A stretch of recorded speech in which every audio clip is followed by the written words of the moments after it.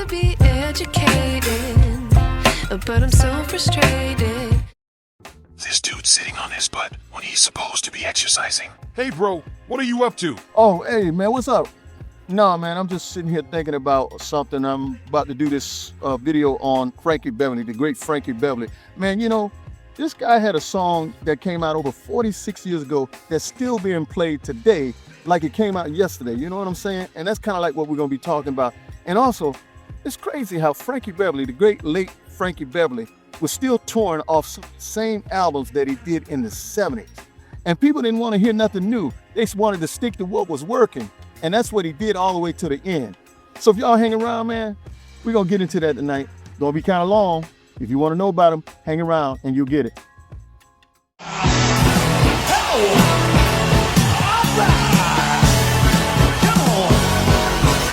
Ah, yeah. Y'all done made me do it. It's Frankie Beverly time. Man, how do you tell the story of a man as great as Frankie Beverly? He was a part of so much great music. But I do know you can't even say Frankie Beverly out your mouth without also talking about a tune that is considered the national anthem of the urban community, period. When you hear that intro, it's your mandatory duty to get your butt up and do something with your body. Dance, people. You make me happy. Yeah, he had a lot of great songs and hits, and we're going to talk about some of them, but no, we're going to get to the story behind Before I Let Go. And if you stay with me, we're going to break it down and show how funkiness lives inside of R&B music. Now, before we start this journey, you know there is way too much to tell here. You and me both know Frankie's story is too vast to tell in full, no matter how much time you have, but we're going to make it worth the ride. You ready? Well, let's go then. The story of a legend often begins in the humblest of places, and for Frankie Beverly, that place was the vibrant and musically rich city of Philadelphia, Pennsylvania. But here's a secret. He was actually born as Howard Stanley Beverly on December 6, 1946. Beverly's father was a truck driver and deacon at their church, and his mother was the homemaker. And Howard grew up in the East Germantown section of the city, in an environment where the sounds of gospel and early rhythm and blues filled the air, shaping his soul sound long before the world ever knew Frankie as his stage name. He was a young man with a vision, and a blossoming singer and a songwriter who wanted to create something that felt both sophisticated and raw. As a teenager, Howard formed a short-lived a cappella doo-wop group called the Blenders. Then in 1963, he started what would later be called Frankie Beverly and the Butlers. This was the first group with which he recorded. Would you try to kiss me? Yes, you tried to kiss me. But all about And that song was She Tried to Kiss Me. But wait, mindset. Come on, man. You never told us how he went from the name Howard Beverly to us calling him Frankie Beverly? Well, I got you. Let me back up for a minute. As a young boy, Howard developed his voice in church, and he took that to performing soul music as Little Howard. But he was obsessed with the doo-wop singer Frankie Lyman, who led Frankie Lyman and the Teenagers. Howard would sing Lyman songs on street corners, and he was so good at it that people in his neighborhood began calling him Little Frankie. And by the time he was 12 years old, he was recruited by the Silhouettes, the group that sang Get a Job, because he could mimic the high tenor vocal style of his idol, Frankie Lyman, almost perfectly. So, that led Howard to officially start introducing himself as Frankie Beverly for his public and professional life. He later credited both Frankie Lyman and Sam Cooke as the two biggest inspirations who paved the way for his career. But for Howard Stanley Beverly, it was just something about Frankie Lyman.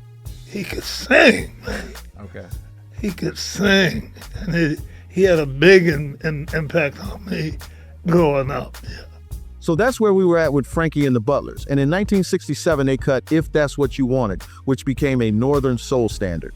The group caught the attention of record producer Kenny Gamble, who took them on and eventually re-released the same song in '68 and some of their future recordings. But in the end, everyone could see the music performed by the Butlers was not quite fitting into the Philly sound at the time. So Frankie needed to be in an area that was a more permissive environment for his evolving sound. And deeply inspired by the raw, self-contained funk of Sly and the Family Stone and Santana, who were both based in the Bay Area, in 1971, he saw an opportunity out west. So they went to San Francisco, and were also rechristened under a new name, Raw Soul. But several members of the original Butlers preferred the traditional doo-wop and harmony sound, so they did not make the transition. This left Frankie with having to pick up new band members from the area, creating a new lineup of players. Now working in California, in '71, they were now a gritty, self-contained funk band. What difference should it make? They paid their dues, and by 1976, they would get an opportunity of a lifetime. The band was lucky enough to catch the attention of Marvin Gaye's sister-in-law, which led to Marvin taking them on tour with him and featuring them as an opening act on his shows, but at the same time, Marvin had a big problem with the name Frankie was using. Marvin used to hate the name, Raw Soul Frankie, ain't gonna make it with that name. That's the ugliest name I ever heard in my life. So with the inspiration from Marvin, Brother Rome thought of the name Maze. That's where Maze came from. Yeah, with a lot of back and forth throwing names around, it was founding member Rome Lowry who came up with the name Maze, and they ran with it ever since. But it was with Marvin Gaye's influence, they secured a major contract with Capitol Records. Maze would now become Frankie's life work.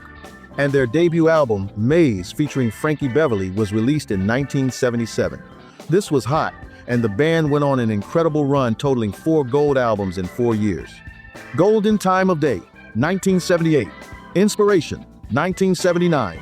And Joy and Pain, 1980. This period solidified their silky soul sound and established their legendary connection to the city of New Orleans. These are the people who embraced them before anyone really did, which is why they chose to record their first live album there in November 1980. They had been fighting for recognition, moving through the industry with a relentless spirit, and developing a sound that was uniquely theirs. And now they had found their footing and were having a nice bit of success, but they were still searching for that one definitive moment that would cement their place in history. That moment began to take shape in 1981. Now this is the wild part. Frankie was in a complicated place emotionally, caught between a deep love for a woman named Dolores Marie Warren, known affectionately as Dee Marie, and another relationship he was already committed to. Dee Marie was a talented artist in her own right, a member of the group Alton McLean and Destiny, and the conflict Frankie felt for her became the spark for a new composition.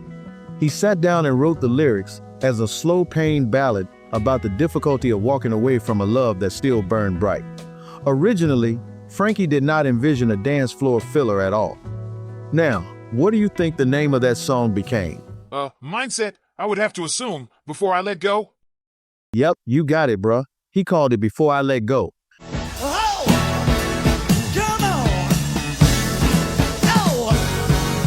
When he brought the song to the rest of the Maze Band, the magic of collaboration took over.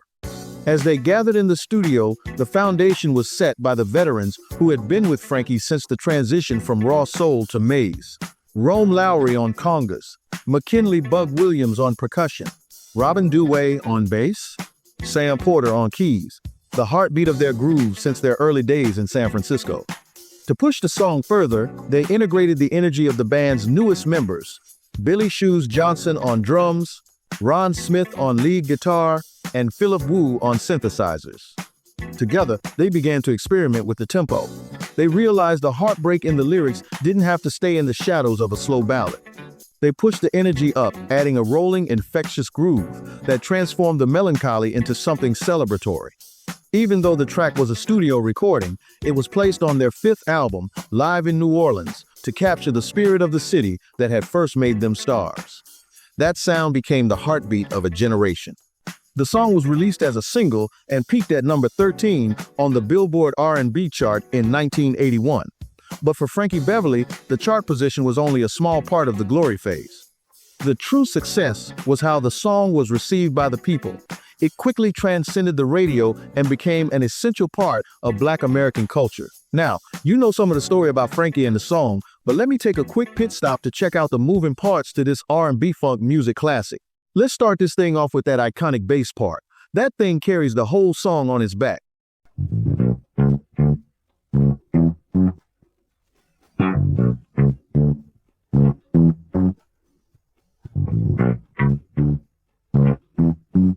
Man, that's just a sweet bottom carrying a little syncopation that forces you to stay in step with the groove. And the bridge?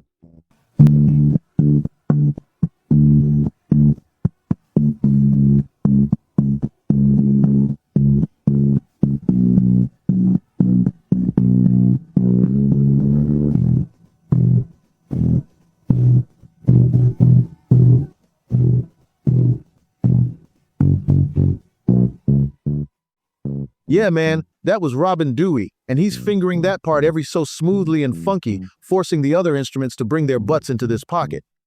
Now let's get into that rhythm guitar, because, along with the keys, that funky syncopation makes the song ride in perfect time.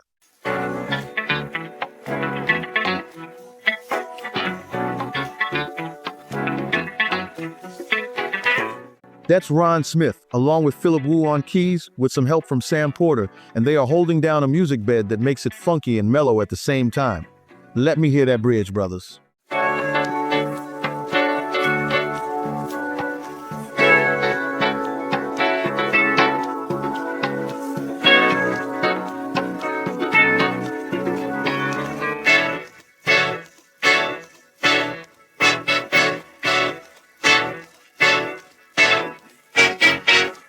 And then you get Ron Smith again playing that iconic guitar solo at the beginning of the song that everybody can sing with their mouth, lick by lick.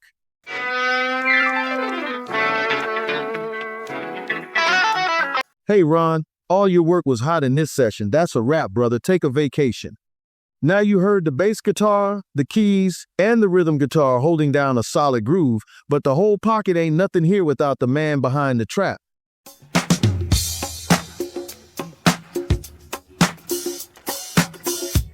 Yeah, you notice how sparse the kick is? Billy Johnson's a pro man, and he was leaving room for the congas and percussion of Rome Lowry and McKinley Bug Williams to show up. Billy was also trying to stay out of the way of the bass line. And on the bridge?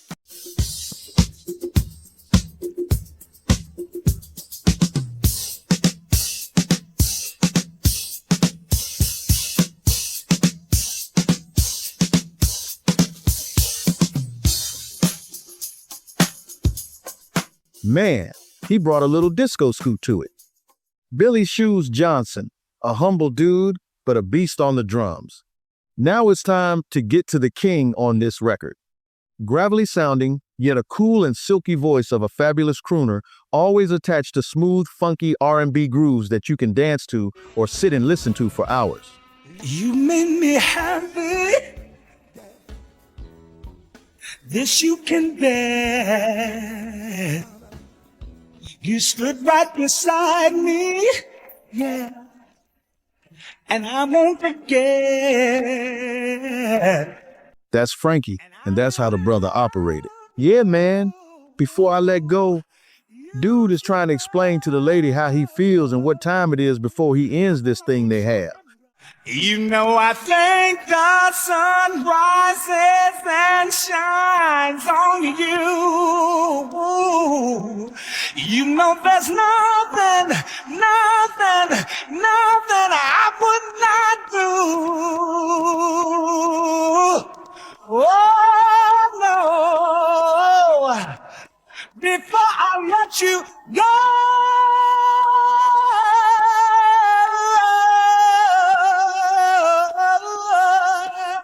Those words kind of come off as ambiguous as to what he is really talking about, but it don't matter because we ain't just grooving to the words, we're grooving to the groove, if you know what I mean. And if the party or gathering ever gets dead, just put this jam on and see what happens. So, some of y'all know that Frankie Beverly and Maze were way more than just one song. They had plenty to groove to, and here are just some of them for you to reminisce on. I need you. We keep on running away. Try to make back and slide. Oh, let me go. Joy and pain, happy feelings in the air. I can't get over you. That's the And we are one. come on, Southern girl.